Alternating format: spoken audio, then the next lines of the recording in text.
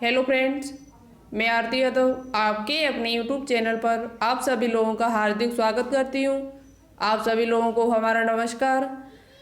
तो आज यहाँ पर हम बात करने वाले हैं सेल बायोलॉजी में सेल मेम्ब्रेन। कोशिका कला क्या है, कोशिका कला को किन किन नामों से जाना जाता है, इसकी खोज किसने की थी और कोशिका कला से संबंधित जो मॉडल दिए गए हैं वो कौन कौन से मॉडल हैं, किन किन वैज्ञानिकों ने दिए थे, क्योंकि मॉडल से आपके एग्जाम में क्वेश्चन पूछा जा सकता है। तो वीडियो को पूरा जरूर देखिएगा और साथ ही में जब भी वीडियो को देखने के लिए बैठा करो एक नोटबुक और एक पेन लेकर बैठा करो। जो भी हम पॉइंट बताते हैं या लिखाते हैं इसमें लिखे हुए पीडीएफ में वो सभी पॉइंट आपकी कॉपी पर होने चाहिए, क्योंकि जब पेपर के टाइम जैसे ही आता है तो आप उसे रिवाइज कर सकते हो। यदि आप अभी लिख के रखोगे तो आप तब रिवाइज करोगे तो आपकी तैयारी बेहतरीन होगी और आपका एग्जाम अच्छा जाएगा। ठीक है, आशा करती हूँ आप लोग नोटबुक और प्लस पेन लेकर बैठे हुए होंगे और सभी चीज़ों को अच्छे से नोट कर रहे होंगे। ठीक है, तो आज यहाँ पर हम बात करेंगे सेल मेम्ब्रेन क्या होती है।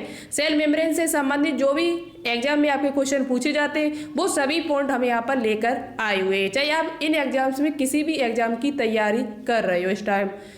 एक बात आपसे और बोलना चाहती हूँ, यदि आप हमारे टेलीग्राम चैनल से अभी तक नहीं जुड़े हो तो जुड़ जाइए, क्योंकि अब हम टेलीग्राम पर रोजाना आपको फिजिक्स, केमिस्ट्री और बायोलॉजी तीनों के ही क्वेश्चन, एक दिन फिजिक्स के, एक दिन बायोलॉजी, केमिस्ट्री, तीनों के क्वेश्चन वहाँ पर डाला करेंगे। 10-15 क्वेश्चन रोजाना आपको वहाँ पर मिलेंगे।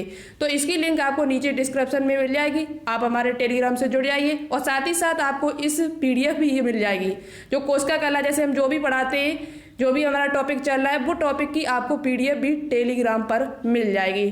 तो आप जल्द से जल्द टेलीग्राम पे जुड़िएगा और उससे बेनिफिट अपना उठाइए, क्योंकि वहाँ पर हम रोजाना क्वेश्चन डालते हैं। कल भी हमने बायोलॉजी के क्वेश्चन कुल डाले थे और फिजिक्स के भी क्वेश्चन वहाँ पर हम डाल चुके, कम से कम फिजिक्स के 60 क्वेश्चन हम वहाँ पर डाल चुके हैं। वो बहुत ही इंपॉर्टेंट क्वेश्चन है, तो आप हमारे टेलीग्राम पर चैनल पर जुड़ जाइए और जिससे आप अलग से भी फायदा उठा सकते हो। ठीक है, ये बात आपसे बोलनी थी। तो चलिए अब बात करते हैं सेल मेम्ब्रेन। सेल मेम्ब्रेन क्या होती है, तो देखिएगा सेल मेम्ब्रेन को क्या कहा जाता है। तो देखो, सबसे पहले आपको पता होना चाहिए सेल मेम्ब्रेन जो होती है, कोशिका झिल्ली जो होती है, वो एक अर्धपारगम्य झिल्ली होती है। कैसी झिल्ली होती है? एक अर्धपारगम्य झिल्ली या चयनात्मक झिल्ली भी कह सकते हैं। ये वही पदार्थों को चयन करके अंदर जाने देती है जो वो पदार्थ उसके लिए अच्छे, यानी जो पदार्थ उसके काम के, वही पदार्थों की अंदर जाने देती है। चुन चुन के पदार्थ, जो पदार्थ उसके लिए अच्छे कोशिका के लिए, वही पदार्थ उसके लिए अंदर जाते हैं। ठीक है, तो यह एक अर्धपारगम्य झिल्ली है। उसके बाद यह सभी जीवों में जीव द्रव्य के यानी प्रोटोप्लाज्म के चारों ओर पाई जाती है। देखो, सबसे पहले ये कोशिका, जैसे पादप की कोशिका की बात कर रहे हैं, पादप की कोशिका में ये जो आपको यहाँ पर दिखाई दे रही है, ये इसका न्यूक्लियस है। ये उसके ऊपर, ये बीच में इसके जीव द्रव्य भरा हुआ है। ऊपर जो झिल्ली आपको दिखाई दे रही है यही आपकी सेल मेम्ब्रेन है। क्या है? Cell membrane. अब बात करते हैं पादप की, तो पादप कोशिका में क्या होता है, उसके तुरंत ऊपर एक कोशिका भित्ति चढ़ी होती है। कोशिका भित्ति के बारे में बहुत ही डिटेल से हम आपको पीछे बता चुके हैं, तो आप कोशिका भित्ति को देख सकते हो। ठीक है, कोशिका भित्ति क्या होती है पूरा डिटेल से हमने वहां पर बताया हुआ है।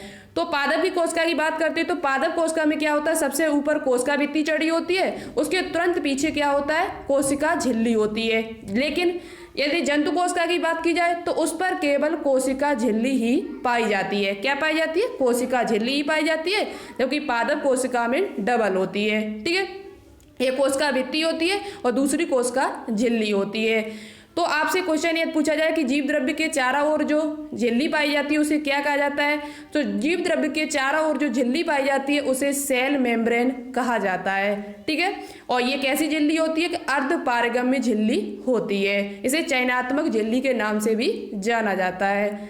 चलिए नेक्स्ट देखते हैं पॉइंट, बहुत ही इंपॉर्टेंट पॉइंट है, सभी पॉइंटों को नोटबुक में नोट डाउन करते चले। अब बात करते हैं कोशिका कला का नामकरण किसने किया था। कोशिका कला का जो नामकरण है वो सी क्रेमर तथा नगेली नाम के वैज्ञानिक ने किया था। इंपोर्टेंट क्वेश्चन है और पूछा भी जा सकता है आपसे। कोशिका कला का जो नामकरण है वो सी क्रेमर तथा नगेली नाम के वैज्ञानिक ने 1855 ईस्वी में किया हुआ था। कब किया था? 1855 में। सेल मेम्ब्रेन किसने कहा था? तो सेल मेम्ब्रेन को जे.क्यू. प्लोवर ने प्लाज्मा लेमा कहा था। सेल मेम्ब्रेन का एक दूसरा नाम है, सेल मेम्ब्रेन को जे.क्यू. प्लोवर ने प्लाज्मा लेमा के नाम से भी जाना यानी इसे प्लाज्मा लेमा के नाम से भी जाना जाता है। कोस्का कला को कोस्का झिल्ली, कोस्का कला और प्लस जीव द्रव्य कला के नाम से भी जाना जाता है। और इसका दूसरा नाम एक और वैज्ञानिक थे, पूछा जा सकता है आपसे कि सेल मेम्ब्रेन को प्लाज्मा लेमा किसने कहा था, तो सेल मेम्ब्रेन को प्लाज्मा लेमा जे.क्यू. प्लोवर नाम के वैज्ञानिक ने कहा था। जबकि कोशिका कला का जो नामकरण है वो किसने किया था, तो सी क्रेमर तथा नगेली नाम के वैज्ञानिक ने किया हुआ था। बहुत ही इंपॉर्टेंट पॉइंट है दोनों को नोटबुक में नोट डाउन कर लेना। आगे देखते हैं, आगे पॉइंट लिखा हुआ है कि, तो देखो 7वें पॉइंट ये भी नोट कर लेना, यहाँ पे पॉइंट लिखा नहीं है वो, कि कोशिका कला को किन किन नामों से जाना जाता है। तो कोशिका कला, सेल मेम्ब्रेन जो होती है उसे कोशिका कला कहा जाता है, कोशिका झिल्ली कहा जाता है, कोशिका झिल्ली के नाम से जाना जाता है, कोशिका कला के नाम से, प्लस इसके साथ साथ जीव द्रव्य कला भी कहा जाता है। क्या कहा जाता है, जीव द्रव्य कला, क्योंकि जीव द्रव्य के ऊपर जो परत चढ़ी होती है उसे क्या कहेंगे, जीव द्रव्य कला, यानी प्रोटोप्लाज्म मेम्ब्रेन के नाम से भी जाना जाता है। तो ये इसके नाम थे, यानी कोशिका कला को कोशिका झिल्ली प्लस जीव द्रव्य कला के नाम से भी जाना जाता है, उसके साथ साथ इसे प्लाज्मा लेमा के नाम से भी जाना जाता है। ठीक है, तो ये पॉइंट आपका क्लियर हो गया होगा कि कोशिका कला को किन किन नामों से जाना जाता है। आगे पॉइंट जो इम्पोर्टेंट है बहुत ही ज़्यादा, कोशिका झिल्ली का रासायनिक संगठन। कोशिका झिल्ली का रासायनिक संगठन यानी कोशिका झिल्ली जो है, वो जो सेल मेम्ब्रेन है, वो किन किन चीज़ों से मिलकर बनी हुई है, किन किन चीज़ों से मिलकर, किन किन पदार्थों से मिलकर बनी हुई है। तो ये लिपिड से बनी हुई है, इसमें लिपिड पाया जाता है, प्रोटीन पाई जाती है, प्लस कार्बोहाइड्रेट पाया जाता है। लिपिड, प्रोटीन और कार्बोहाइड्रेट। लिपिड की बात की जाए तो लिपिड इसमें 40% होता है और प्रोटीन जो होती है वो 52% होती है। पूछा जा सकता है, बहुत ही इंपॉर्टेंट क्वेश्चन है, कॉपी में नोट कर लेना। प्रोटीन इसमें 52% पाई जाती है कोशिका झिल्ली में, और यदि लिपिड की बात की जाए तो लिपिड जो होता है वो 40% होता है, शेष बचा हुआ आपका कार्बोहाइड्रेट होगा। ठीक है, तो ये दोनों जो हमने यहाँ पर बताए पॉइंट, ये आपको पॉइंट याद कर लेने हैं। प्रोटीन कितने परसेंट होती है, तो 52% होती है, और लिपिड कितना परसेंट होता है, 40% होता है। अब आपसे पूछा जाए कि कोशिका झिल्ली का संगठन क्या है, तो आप बता सकते हो इसमें लिपिड होता है। लिपिड में भी बात की जाए कौन सा लिपिड होता है, तो फास्फोलिपिड होता है। कौन सा लिपिड होता है, phospholipid. Phospholipid protein plus carbohydrate से मिलकर बनी होती है। चलिए अब बात करते हैं इसकी संरचना, इसका जो स्ट्रक्चर है वो कैसा है। तो देखो इसका स्ट्रक्चर कई वैज्ञानिकों के द्वारा दिया गया है, विभिन्न तरीके से बताया गया कि ऐसा नहीं ऐसा स्ट्रक्चर है, ऐसा नहीं ऐसा स्ट्रक्चर इसका बताया, तो वही यहाँ पर चर्चा करेंगे। और ये जो आगे वाला जो पॉइंट है, जो भी पॉइंट है वो हम आपको बताएंगे, सभी इंपॉर्टेंट है आपके एग्जाम्स के लिए। ठीक है, तो बात करते हैं संरचना।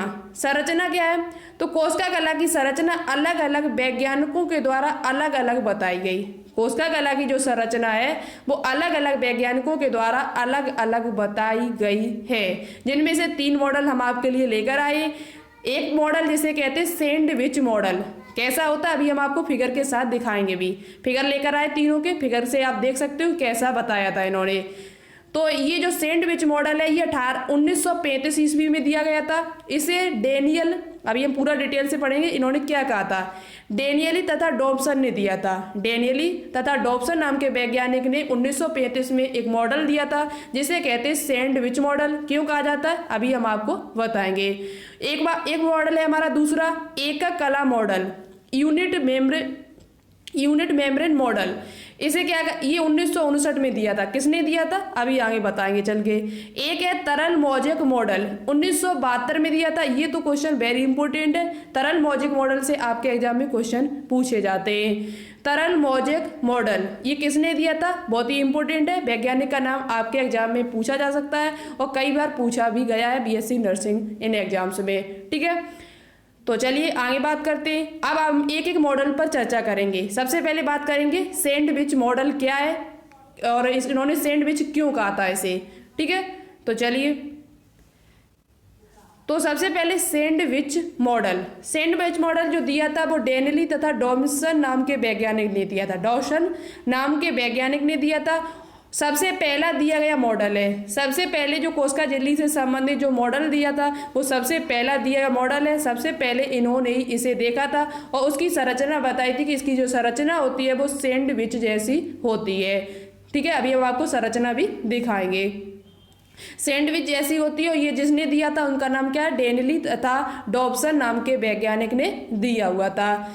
इन्होंने कोशिका कला में लिपिड के साथ साथ प्रोटीन की उपस्थिति को भी देखा, बताया। इन्होंने बताया कि कोशिका झिल्ली में लिपिड भी पाया जाता है और लिपिड के साथ साथ प्रोटीन की उपस्थिति को भी दर्शाया, यानी प्रोटीन को भी बताया कि जो कोशिका झिल्ली है वो लिपिड और प्रोटीन से मिलकर बनी होती है, ऐसा इन्होंने बताया हुआ था।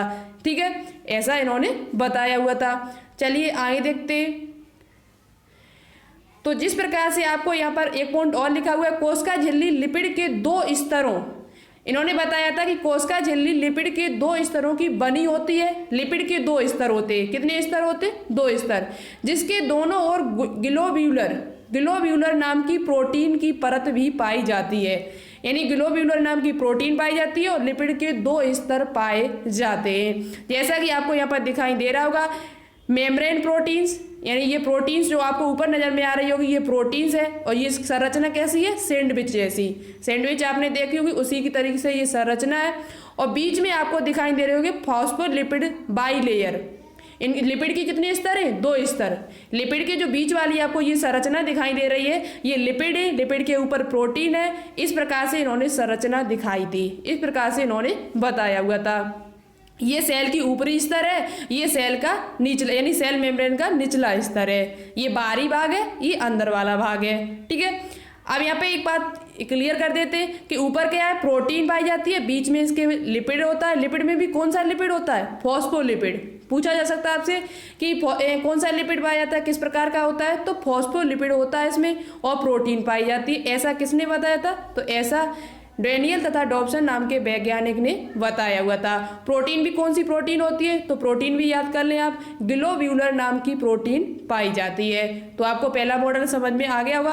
कोशिका झिल्ली से संबंधित जो पहला मॉडल था वो आपका मॉडल कौन सा है? Sandwich model. ठीक है, अब बात करते हैं सेकेंड मॉडल की। तो सेकेंड आपका जो मॉडल है वो एकल कला मॉडल। एकल कला मॉडल यानी यूनिट मेम्ब्रेन मॉडल जिसे कहते हैं। एकल कला मॉडल क्या है? तो देखो यह मॉडल J.D. रॉबर्टसन द्वारा दिया गया था। J.D. रॉबर्टसन द्वारा यह मॉडल दिया गया था, याद कर ले, नाम इम्पोर्टेंट है। उसके बाद इन्होंने बताया था कि कोशिका झिल्ली 3 परतों से मिलकर बनी होती है। इन्होंने क्या बताया कि कोशिका झिल्ली जो होती है वो 3 परतों से मिलकर बनी होती है। सबसे पहले उसमें प्रोटीन, फिर लिपिड की 2 परत और फिर उसके बाद प्रोटीन, ऐसा इन्होंने बताया था। इन्होंने किसने बताया था ऐसा? J.D. रॉबर्टसन नाम के जो वैज्ञानिक थे उन्होंने बताया कि कोशिका झिल्ली जो होती है वो 3 परतों से मिलकर बनी होती है। सबसे पहले प्रोटीन, प्रोटीन के बाद लिपिड की 2 परत और फिर उसके बाद प्रोटीन पाई जाती है। ये तीनों चीज अच्छे से याद कर ले, ऐसा आपको लिखे मिलेगा। फिर यहाँ पर पूछा जाएगा ये मॉडल किसने दिया था? तो ये मॉडल इस वैज्ञानिक ने दिया हुआ था, J.D. रॉबर्टसन ने। यह मॉडल सभी जैव झिल्लियों पर लागू होता है। जितनी भी जीवों में झिल्लियां पाई जाती है, जो भी जीव है उन सभी झिल्लियों पर यह लागू होता है। पूछा जा सकता है कि जैव एकल कला मॉडल है वो किस पर लागू होता है? तो सभी जैव झिल्लियों पर लागू होता है। इसकी जो संरचना है वो प्रोटीन प्लस लिपिड की 2 परत प्लस प्रोटीन पाई जाती है। अभी हम क्वेश्चन देंगे लास्ट में, उसका आंसर आपको कमेंट बॉक्स में देना होगा। ठीक है, इसी से संबंधित होगी तो ध्यान से सुने अच्छी तरीके से। नेक्स्ट बात करते हैं। तो जैसा कि आपको यहाँ पर चित्र में नजर में आ रहा होगा इस प्रकार से था। सबसे पहले आपको क्या मिलेगी? प्रोटीन। प्रोटीन के बाद लिपिड की 2 परतें। ये आपको जो संरचना दिखाई दे रही हो लिपिड मॉलिक्यूल्स, ये लिपिड की 2 परतें हैं। कितनी परतें? 2 परतें। और तुरंत उसके बाद क्या है? प्रोटीन। तुरंत उसके बाद क्या लगी हुई है? प्रोटीन। आपको ऊपर जो दिखाई प्रोटीन के मॉलिक्यूल्स दिखाई दे रहे होंगे ये वाले। तो इस प्रकार उन्होंने कोशिका झिल्ली की संरचना बताई हुई थी। सबसे पहले प्रोटीन, प्रोटीन के बाद लिपिड की 2 परतें और उसके बाद प्रोटीन पाई जाती है। इस प्रकार उन्होंने कोशिका झिल्ली की संरचना बताई हुई थी। और ये कौन सा मॉडल है? एकक कला मॉडल। कौन सा मॉडल है? एकक कला मॉडल है। यूनिट मेम्ब्रेन मॉडल के नाम से जाना जाता है और जिसे किसने दिया था? रॉबर्टसन नाम के वैज्ञानिक ने दिया हुआ था। ठीक है, रॉबर्टसन नाम के वैज्ञानिक ने। ओके, ये क्लियर हुआ। आई होप आपको समझ में आ गया होगा कि एक कला मॉडल क्या होता है। अब सबसे लास्ट में जो मॉडल है तरल मौजेक मॉडल, बहुत ही इंपॉर्टेंट है। इसके वैज्ञानिक नाम तो आपको हर हालत में याद करने ही पड़ेंगे, क्योंकि ये पूछा जाता है क्वेश्चन कि तरल मौजेक मॉडल यानी फ्लूइड मौजेक मॉडल किसने दिया था। फ्लूइड मौजेक मॉडल किस वैज्ञानिक के द्वारा दिया गया था? तो उन वैज्ञानिक का नाम है सिंगर तथा निकोलसन। सबसे पहले तो आपको ये शॉर्ट में नाम याद करने, सिंगर तथा निकोलसन नाम के वैज्ञानिक ने तरल मौजेक मॉडल दिया था। उसके साथ इनकी फुल फॉर्म भी याद कर ले, एस जोनाथन सिंगर तथा गार्थ निकोलसन। ये दो वैज्ञानिक थे जिन्होंने तरल मौजेक मॉडल दिया था। ज्यादातर ऑप्शन में आपको सिंगर तथा निकोलसन ही मिलते। और कब दिया गया था? तो 1972 ईस्वी में इन्होंने बताया था, 1972 में इन्होंने दिया हुआ था। चलिए आए पॉइंट पर बात करते हैं। इन्होंने क्या बताया था? इन्होंने बताया था कि कोशिका झिल्ली के मध्य में लिपिड की दो परतें होती हैं। इन्होंने बताया था कि कोशिका झिल्ली के मध्य में लिपिड की दो परतें होती हैं, और इन्होंने यह भी बताया था कि झिल्ली में उपस्थित प्रोटीन के दो रूप में पाई जाती है। इन्होंने बताया था कि जो प्रोटीन होती है वो दो रूपों में पाई जाती है, लिपिड की दो परतें होती है उसमें, और प्रोटीन जो होती है वो दो रूपों में पाई जाती है। एक बाह्य प्रोटीन होती है, एक आंतरिक प्रोटीन होती है। एक बाह्य प्रोटीन होती है, एक आंतरिक प्रोटीन होती है। बाह्य प्रोटीन कौन सी होती है? तो अभी हम आपको बता रहे हैं, ठीक है। बाह्य प्रोटीन जो होती है वो क्या होती है आपकी? बाह्य प्रोटीन के साथ साथ कभी कभी ओलिगोसैकेराइड श्रृंखला जुड़ी होती है, जिसे हम ग्लाइकोप्रोटीन कहते हैं। ग्लाइकोप्रोटीन, एक तो ग्लाइकोप्रोटीन होती है जिसे हम बाह्य प्रोटीन कहते हैं, दूसरी आपकी ग्लाइकोलिपिड होते हैं। जब प्रोटीन और लिपिड जब आपस में मिलते हैं तो ग्लाइकोलिपिड का निर्माण होता है, और जब ग्लाइकोप्रोटीन बनती है तो प्रोटीन प्लस कार्बोहाइड्रेट से बनती है। जो आंतरिक प्रोटीन है वो आपकी ग्लाइकोलिपिड है। क्या है? ग्लाइकोलिपिड है, वो आंतरिक प्रोटीन है। जो पॉइंट यहाँ पर लिखा नहीं है आप लिख लेना। आंतरिक प्रोटीन में ग्लाइकोलिपिड्स बनेंगे जो प्रोटीन प्लस लिपिड से मिलकर बने होंगे, और बाह्य प्रोटीन में आपकी ग्लाइकोप्रोटीन पाई जाती है। ये ऐसा किसने बताया था? तो ये ऐसा सिंगर तथा निकोलसन ने बताया था, ठीक है। आगे बात करते हैं। आगे कुछ इंपोर्टेंट पॉइंट है जो इसके कार्य कह सकते हैं आप, कोशिका झिल्ली के इंपोर्टेंट कार्य, कोशिका झिल्ली के इंपोर्टेंट कुछ पॉइंट है उससे संबंधित, यानी एक प्रकार से इसके फंक्शन है। तो शब्द है एक हमारा फेगोसाइटोसिस। फेगोसाइटोसिस क्या है? फेगोसाइटोसिस का मतलब होता है जब कोशिका झिल्ली द्वारा बाहरी ठोस पदार्थों का भक्षण किया जाता है। जब कोशिका झिल्ली के द्वारा बाहरी ठोस पदार्थों का भक्षण किया जाता है, उनको नष्ट किया जाता है, उनको खा लिया जाता है, तो उसे हम क्या कहते हैं? उस शब्द को, उस क्रिया को हम कहते हैं फेगोसाइटोसिस। साइटोसिस का मतलब क्या होता है? सेल, और फेगो मतलब उसे खा जाना। तो फेगोसाइटिस का मतलब क्या? एक तरह से याद करने का तरीका बता रहे हैं आपको, ध्यान से सुनना। फेगोसाइटिस का मतलब है जब कोशिका झिल्ली के द्वारा बाहरी ठोस पदार्थों का भक्षण किया जाता है तो उसे हम फेगोसाइटिस कहते हैं, क्योंकि आपको शब्द ये मिल सकता है। WBC में देखा गया था सबसे पहले जो फेगोसाइटिस की जो क्रिया देखी गई थी वो WBC का काम क्या होता है? बाहरी पदार्थों को, जो बाहरी पदार्थ आते हैं, अवशिष्ट पदार्थ जो जीवाणु विषाणु आते हैं, उनका क्या करना होता है? भक्षण करना होता है। जो आपने पढ़ा होगा WBC श्वेत रुधिर कणिकाएं। तो सबसे पहले ये जो देखा गया था वो WBC में देखा गया था। एक शब्द और है इंपोर्टेंट, वो भी हम आपको बता देते। एक शब्द है इसका पिनोसाइटोसिस। पिनोसाइटोसिस क्या होता है? ये भी कोशिका झिल्ली का कार्य है, याद रखें, ये भी कोशिका झिल्ली का एक कार्य है। कोशिका झिल्ली द्वारा जब पदार्थ को ग्रहण किया जाता है, कोशिका झिल्ली के द्वारा जब पदार्थ को ग्रहण किया जाता है तो उसे हम पिनोसाइटोसिस कहते हैं। और वो क्या था? फेगोसाइटिस, जब कोशिका झिल्ली के द्वारा भक्षण किया जाता है। क्या किया जाता है? भक्षण किया जाता है, तो उसे हम क्या कहते हैं? जब कोशिका झिल्ली के द्वारा बाहरी ठोस पदार्थों का भक्षण किया जाता है तब उसे हम फेगोसाइटोसिस कहते हैं। और जब कोशिका झिल्ली के पदार्थ के द्वारा ग्रहण किया जाता है, पदार्थ को ग्रहण किया जाता है, तो उसे हम पिनोसाइटोसिस कहते हैं, ठीक है। तो ये इंपॉर्टेंट पॉइंट थे कोशिका झिल्ली से। अब हम आपके लिए कुछ क्वेश्चन लेकर आए जिनका आंसर आपको कमेंट बॉक्स में देना होगा। सबसे पहला क्वेश्चन है आपका कि कोशिका कला शब्द का नामकरण किसने किया था? कोशिका कला जो शब्द है उसका नामकरण सबसे पहले किस वैज्ञानिक के द्वारा किया गया था? इस शब्द का नामकरण किसके द्वारा किया गया था? फर्स्ट क्वेश्चन आपका ये है। सेकंड क्वेश्चन है कि सैंडविच मॉडल किसने दिया था? सैंडविच मॉडल किसके द्वारा दिया गया था? थर्ड क्वेश्चन है आपका फ्लूइड मोज़ेक मॉडल किस वैज्ञानिक ने दिया था और कब दिया था? जो तरल मोज़ेक मॉडल है वो किस वैज्ञानिक ने दिया था और कब दिया था, ये भी आपको बताना होगा। तो 3 क्वेश्चनों का आंसर कमेंट बॉक्स में दें अच्छी तरीके से। देखें सबसे अच्छा और सबसे पहले आंसर कौन देता है। वीडियो कैसी लगी कमेंट बॉक्स में कमेंट करके जरूर बताएं। आशा करती हूँ कि आप लोग इस वीडियो को ज़्यादा से ज़्यादा शेयर करोगे और जिससे और भी स्टूडेंट्स यहाँ पर जुड़ सकें। और टेलीग्राम चैनल पर आप लोग जरूर जुड़ जाइए क्योंकि उस पर आपको बहुत ज़्यादा फायदा होने वाला है। और जल्द से जल्द हमारे 1000 सब्सक्राइब कराने की कोशिश करो, चैनल को थोड़ा ग्रो कराइए जिससे आपकी लाइव क्लास जल्दी से स्टार्ट हो जाए। आप लोग शेयर नहीं करते हो, नहीं तो अभी तक शायद हो जाते। देखिए कब तक हो सकते हैं, आप लोग जितना शेयर करोगे उतनी जल्दी 1000 सब्सक्राइब हो जाएंगे, उतनी जल्दी आपकी लाइव क्लास चलने लगेगी। तो चलिए आशा करती हूँ आप लोग इतना काम करोगे, वीडियो को शेयर करोगे, लाइक करोगे। आज के लिए इतना ही। ओके, क्वेश्चन का आंसर जरूर दीजिएगा। तो चलते हैं। Thanks for watching this video. जय हिंद, वंदे मातरम।